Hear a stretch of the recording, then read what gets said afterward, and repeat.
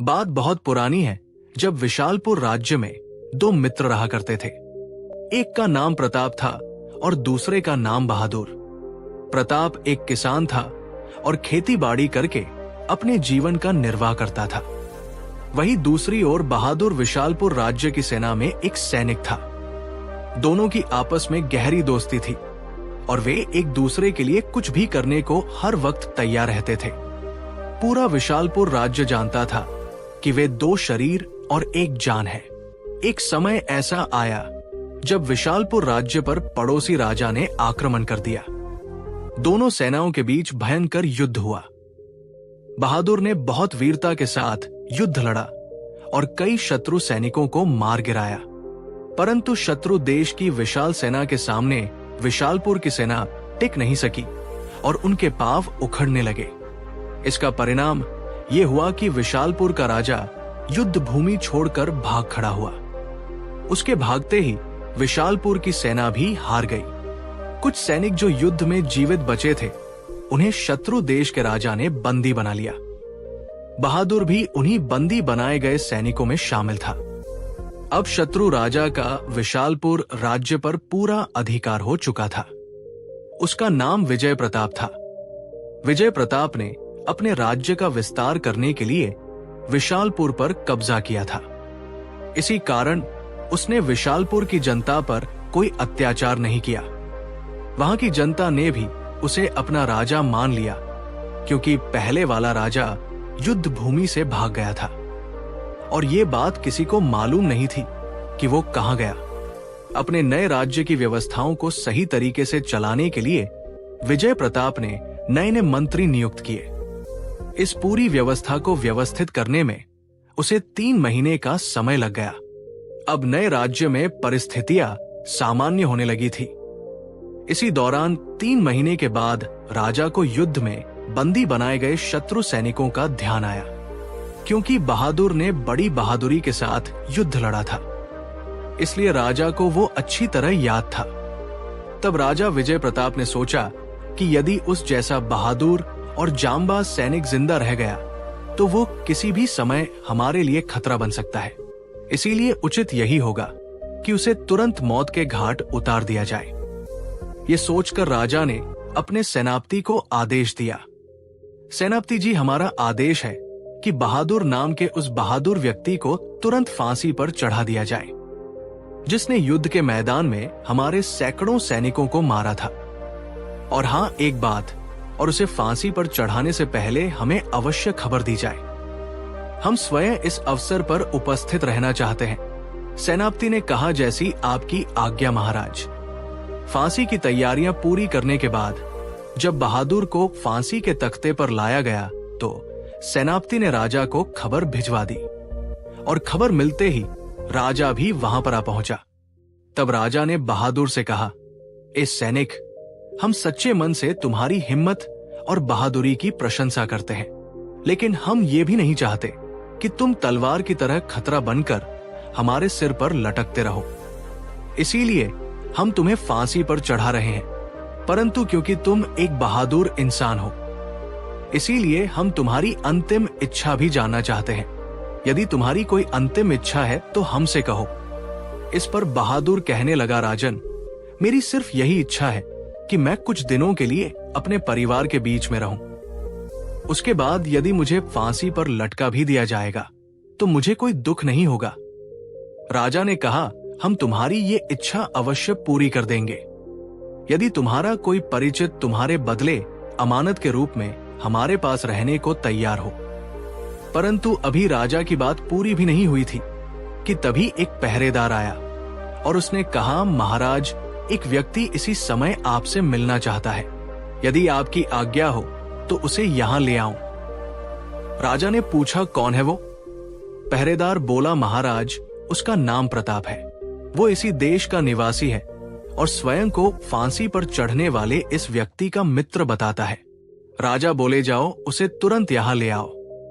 पहरेदार के जाने के बाद राजा ने बहादुर से कहा, सैनिक, शायद तुम्हारा भाग्य अच्छा है जो इस अहम मौके पर तुम्हारा कोई मित्र तुमसे मिलने चला आया। यदि वो तुम्हारे स्थान पर बंधक बनने को तैयार हो जाता है तो हम तुम्हारी अंतिम इच्छा अवश्य पूरी करेंगे।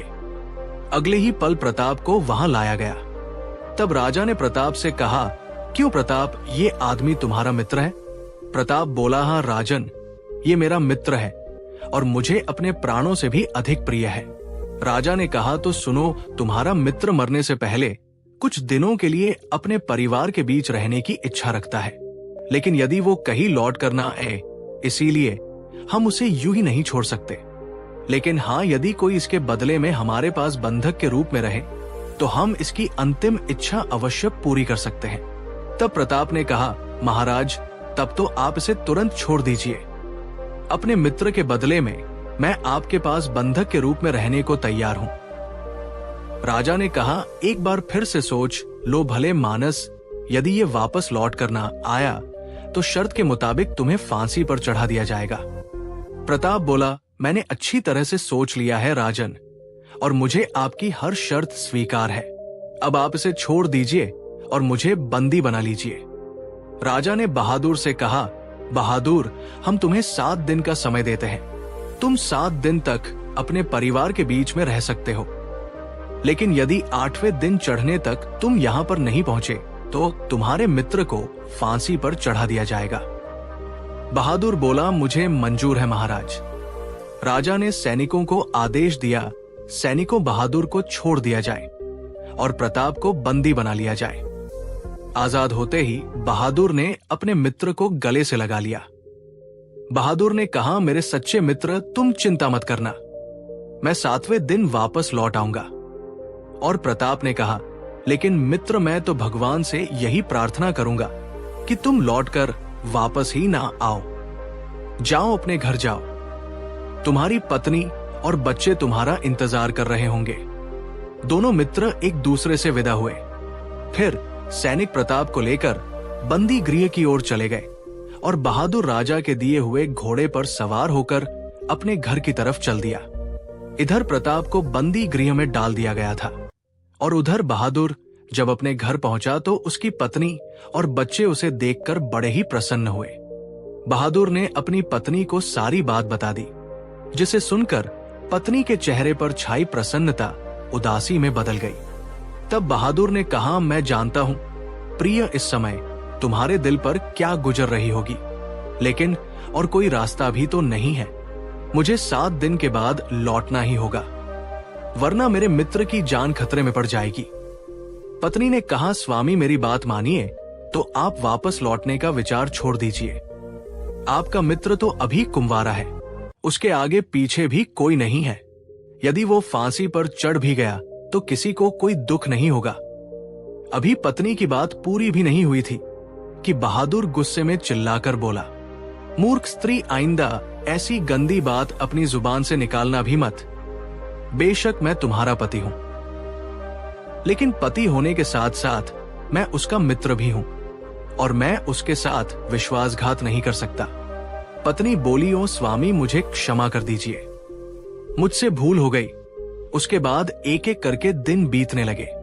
बहादुर मरने से पहले अपनी सारी जमीन जायदाद, हिसाब किताब और हर आवश्यक काम निपटा लेना चाहता था। इसीलिए वो दिनों की गिनती भूल गया। उसकी पत्नी ने भी जानबूझकर इस संबंध में कुछ नहीं बताया। इस चक्कर में 7वां दिन भी बीत गया, लेकिन 8वें दिन सुबह उठते ही बहादुर को राजा की चेतावनी याद आ गई। वो सोचने लगा है, भगवान, मैं तो भूल ही गया था कि आज राजा के पास सूर्य चढ़ने से पहले ही पहुंच जाना चाहिए था। आज ही तो 8वां दिन है।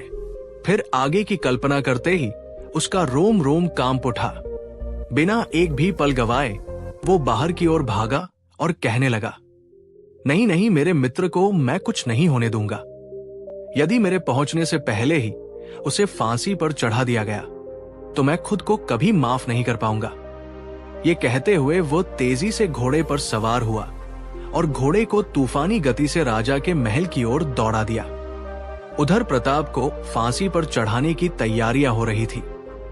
तब राजा ने प्रताप से कहा, क्यों प्रताप, क्या तुम्हें अभी भी अपने दोस्त और दोस्ती पर विश्वास है? प्रताप बोला, हाँ राजन, मुझे अभी भी अपने दोस्त और दोस्ती पर पूरा विश्वास है।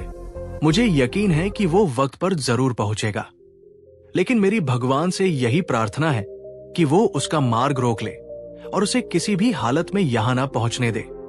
राजा ने कहा, तुम मूर्ख हो प्रताप, अब वो नहीं आने वाला। अपनी जान बचाने के लिए उसने अपने दोस्त को यानी तुम्हें मौत के हवाले कर दिया। वो तुम्हारा सच्चा दोस्त नहीं बल्कि धोखेबाज है। ये सुनकर प्रताप कहने लगा, खामोश हो जाइए राजन, मैं अपने मित्र के बारे में ऐसे अपमानजनक शब्द नहीं सुन सकता। राजा बोला, तुम्हारा वक्त पूरा हो गया, अब तुम मरने के लिए तैयार हो जाओ। प्रताप ने कहा, मैं मौत को गले लगाने के लिए तैयार हूं। राजन, अपने जल्लाद से कहिए कि वो अपना काम करे। राजा ने जल्लाद को आदेश दिया, जल्लाद चढ़ा, दो इसे फांसी पर, ताकि इस मूर्ख की जुबान हमेशा के लिए बंद हो जाए और दोस्ती का दम भरने वालों को इससे सबक मिले। लेकिन जैसे ही जल्लाद ने अपना कदम बढ़ाया तभी बहादुर वहां पहुंच गया। सभी लोग उसे देखकर हैरान रह गए। बहादुर ने कहा, प्रताप मेरे दोस्त, मुझे माफ कर दो, मुझे आने में थोड़ी देर हो गई। प्रताप बोला, मेरे दोस्त तुम लौट कर क्यों आए? इस पर बहादुर ने कहा, अरे पगले, तो क्या लोगों को और राजा को ये कहने का मौका देता कि दुनिया में दोस्ती नाम की कोई चीज नहीं है। और फिर उसने राजा से कहा, राजन मैं आ गया हूं, अब आप मेरे मित्र को छोड़ दीजिए और मुझे फांसी पर चढ़ा दीजिए। मुझे आपसे कोई भी शिकवा या शिकायत नहीं है। तब प्रताप ने कहा, नहीं महाराज, जो वक्त आपने दिया था उस वक्त तक ये नहीं लौट पाया, इसीलिए शर्त के मुताबिक आप मुझे ही फांसी पर चढ़ाइए।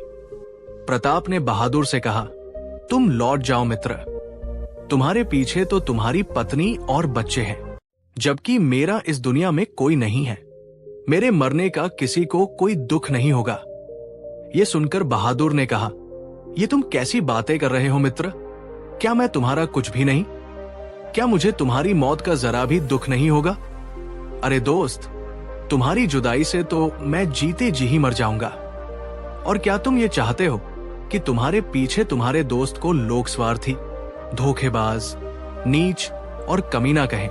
प्रताप बोला, नहीं ऐसा मत कहो बहादुर। उनकी बातें सुनकर राजा गहरी सोच में पड़ गया। वो सोचने लगा, ओह, ऐसी सच्ची मित्रता मैंने आज तक नहीं देखी।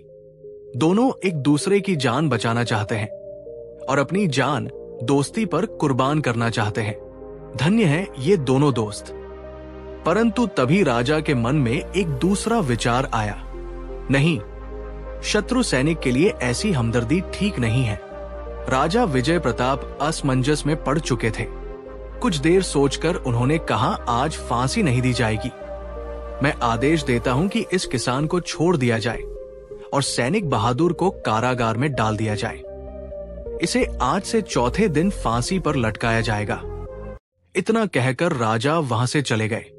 सैनिकों ने प्रताप को महल से बाहर कर दिया और बहादुर को फिर से 4 दिन के लिए कारागार में डाल दिया गया। राजा महल में लौट कर आए। उस रात राजा को नींद नहीं आई। वो सारी रात बहादुर के बारे में ही सोचता रहा।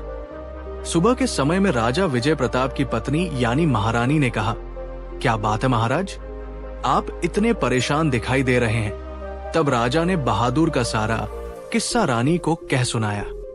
रानी बोली, महाराज, मैंने भी उस वीर शत्रु सैनिक के बारे में सुना है। यदि आप आज्ञा दें तो मैं भी उससे मिलना चाहती हूं। राजा ने कहा, रानी, 3 दिन बाद उसे फांसी दे दी जाएगी। इससे पहले तुम जब चाहो उससे मिलने जा सकती हो। अगले दिन संध्या के समय रानी बहादुर से मिलने कारागार में गई। उस समय कारागार में रानी और सिर्फ बहादुर ही थे। रानी के आदेश पर सभी सिपाही बाहर जा चुके थे। तब रानी ने कहा, सुनो बहादुर, मैंने तुम्हारी वीरता के बारे में सबसे सुना है कि कैसे तुमने अकेले ही हमारे कई सिपाहियों को मार डाला था। हम तुम्हारी वीरता की कद्र करते हैं, परंतु अब तुम मौत के शिकंजे में खड़े हो। यदि तुम चाहो तो मैं इसी समय तुम्हें यहां से निकलवा सकती हूं। बहादुर हैरानी से सब बातें सुन रहा था। रानी ने आगे कहा, बहादुर, यदि तुम्हारे जैसा पराक्रमी मेरी सहायता करने को तैयार हो जाए तो मैं अपने मकसद में कामयाब हो सकती हूं। और तुम भी यहाँ से आजाद हो सकते हो। बहादुर ने पूछा, वो कैसे महारानी जी? रानी कहने लगी, बहादुर, तुम्हें हम आजाद करवा दें तो तुम्हें हमारा एक काम करना होगा। बहादुर ने पूछा, कैसा काम? रानी बोली, तुम्हें महाराज विजय प्रताप की हत्या करनी होगी, क्योंकि मैं उन्हें हटाकर राज्य की सारी बागडोर अपने हाथों में लेना चाहती हूं। फिर मैं अपने प्रेमी राजा सूर्यकर्ण से विवाह कर लूंगी और तुम्हें अपना सेनापति बना लूंगी। मुझे पूरा यकीन है कि तुम्हारे जैसा बहादुर आदमी इस काम को आसानी से कर सकता है। जब महाराज महीने में एक बार अकेले कुलदेवी के मंदिर में जाते हैं, तब तुम ये काम बिना किसी समस्या के कर सकते हो। रानी की बातें सुनकर बहादुर का मुंह खुला का खुला रह गया। उसने कहा, नहीं रानी जी, मैं ऐसा नहीं कर सकता। रानी ने कहा, परंतु क्यों? राजा विजय प्रताप तो तुम्हारे शत्रु है ना? बहादुर बोला, महारानी जी, वो मेरे शत्रु तब तक थे जब तक मैं रणभूमि में उनके विरुद्ध लड़ रहा था, परंतु अब नहीं। इसके 3 कारण हैं।